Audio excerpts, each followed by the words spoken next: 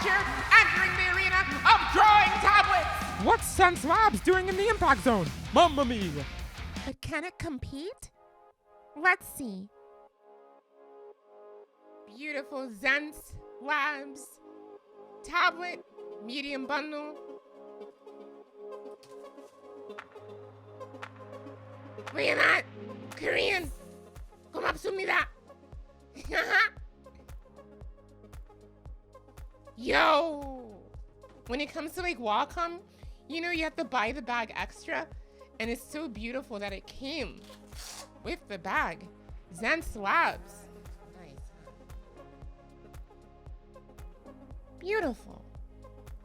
Out the box, I'm already impressed by the accessories it comes with that you don't have to buy extra. What is in the mystery box?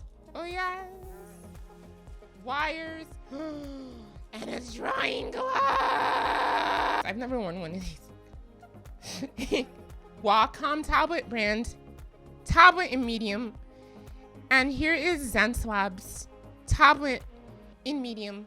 As you can see, the XENCELABS is slightly bigger than the WACOM Intuos Pro medium.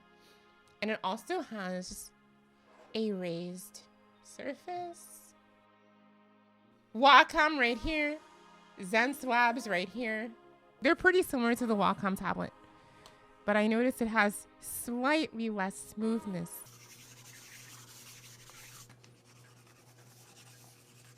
Which isn't a bad thing. It's just a matter of personal preference if you want the slightly more texture of XENCELABS or not. The setup is easy. You just go to the website, you download the driver, you click install, and it's literally done that fast. I also really like their control panel. It's very pretty and it's very detailed, and you can change the colors on the tablet, like the lights.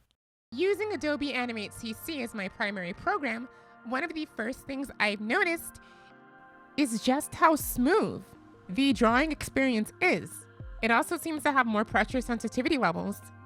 And of course, the 16:9 resolution, another key difference, takes up the entire actual space.